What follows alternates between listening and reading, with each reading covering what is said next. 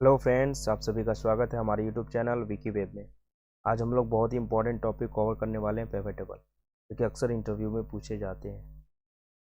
Interview में अक्सर pivot table से भी रिलेटेड क्वेश्चंस रहते हैं।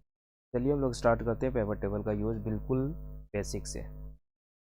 तो पिवट टेबल को यूज़ करने के लिए हमने एक डेटा प्रिपेयर किया है, customer name, city, sales, profit. तो हम लोग इस डेटा के बिहार पे पिवट टेबल का यूज़ करना सीखेंगे। पिवट टेबल का यूज़ करने के लिए सबसे पहले जो हमें ध्यान देने योग्य बातें हैं वो है कि जो भी डेटा आपने प्रिपेयर किया है उस डेटा का हेडिंग होना ज़रूरी है। इस हेडिंग के बेस पे ही हम लोग इसका यूज़ कर सकते हैं। और पिवट टेबल का बेसिकली यूज़ जो होता है डेटा को एनालाइज और समराइज करने। चलिए हम लोग स्टार्ट करते हैं पिवट टेबल का यूज़। पिवट टेबल को यूज़ करने के लिए सबसे पहले आपको इंसर्ट मेनू में जाना होगा। यहाँ पे आप देख सकते हैं पिवट टेबल का एक ऑप्शन दिखा रहा है, यहाँ पे क्लिक करेंगे आप देख सकते हैं पिवट टेबल, यहाँ पे ऑप्शन इसका आ चुका है टेबल रेंज का, और ये डेटा ऑटो सिलेक्ट कर लिया। अगर ऑटो सिलेक्ट नहीं होता है तो यहाँ पे आप इस डेटा को यहाँ पे क्लिक करके, जैसे मैं यहाँ पे आपको एक बार फिर से क्लिक करके दिखा रहा हूँ, यहाँ से मैं इसको रिमूव कर रहा हूँ। ठीक है, तो अगर आपके पास ऐसा ब्लैंक आता है फिर आप क्या करोगे, यहाँ से इस डेटा को क्लिक करोगे, control shift right arrow, control shift down arrow select कर डाउन एरो।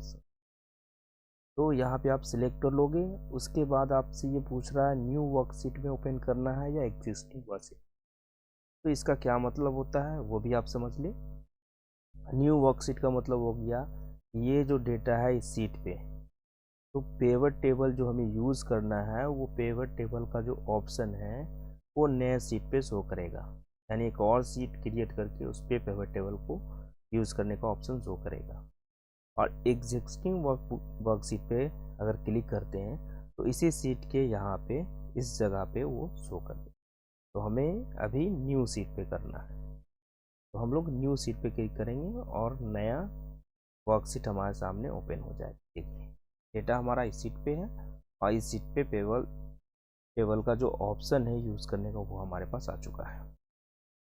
चलिए अब हम लोग स्टार्ट करते हैं। इसका यूज़ करना बिल्कुल आसान है, बिना फॉर्मूला के हम लोग डेटा को समराइज कर सकते हैं। चलिए देखते हैं। आप यहाँ पे देख सकते हैं हमने यहाँ पे हेडिंग था, मेरा क्या था, customer name, city, sales, report.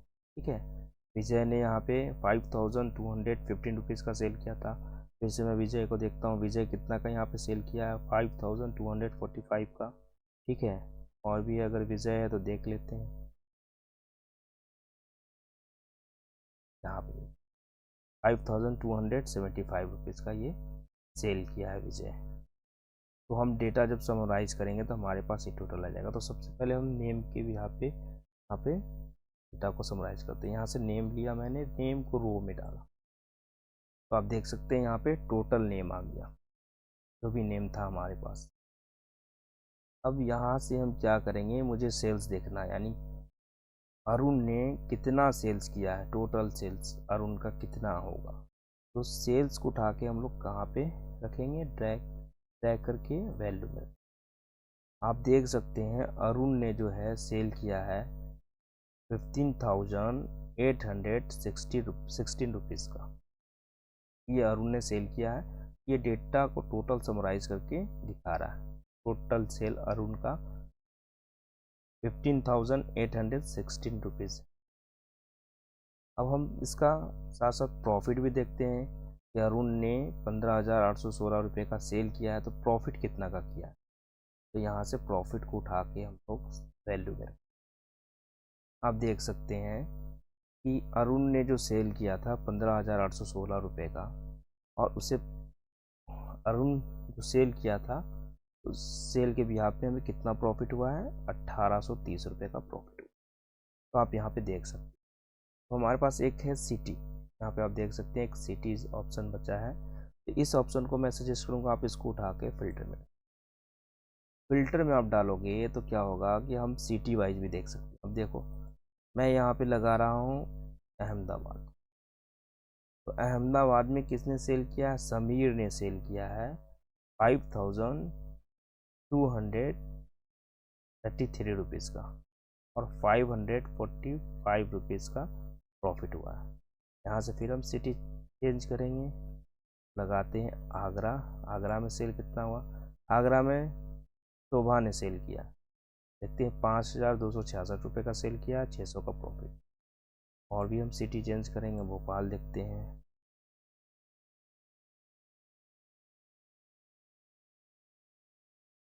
Delhi देखते हैं, दिल्ली में आप देखें कितना का सेल हुआ, विजय ने 5,215 का सेल किया। तो ये हम लोग सिटी वाइज देख रहे हैं टोटल से, तो हम इसे अंडो करेंगे।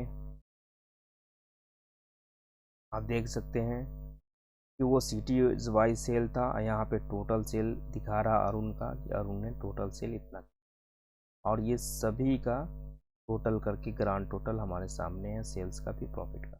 अब हमने आपको ये कस्टमर नेम रो में डाला था, आप इसे चाहें तो कॉलम में भी देख सकते हैं, लेकिन मैं सजेस्ट करूँगा कि इसे रो में रखें तो ज़्यादा डेटा बढ़िया दिखता है और ज़्यादा बेहतर लगता है। तो आप यहाँ पे आपके ऊपर है, आप कहीं भी इसे यूज़ कर सकते हैं, रो में, कॉलम में। मैं आपको कॉलम में भी डाल के दिखा रहा हूँ। तो कॉलम में इस रूप में, जैसे ये डेटा आप देख रहे हैं नीचे की ओर जा रहा है, अरुण, राज, तो ये डेटा इस तरह दिखाएगा, अरुण यहाँ दिखाएगा, राज यहाँ दिखाएगा, रवि यहाँ दिखाएगा। देखिए आप, अरुण, राज, रवि, तो इस तरह डेटा हमें शो करेगा कॉलम में। तो मुझे तो ज़्यादा बेहतर रोज़ में लगता है, तो आप जो भी चाहो यूज़ कर सकते हो, कॉलम में या रोज़ में। ये था पिवट टेबल का बेसिक यूज़। आई होप आप लोगों को बहुत अच्छा लगा हो, और बहुत जीरो से मैंने बताने की कोशिश की है, सिखाने की कोशिश की है। Thank you so much for watching this video.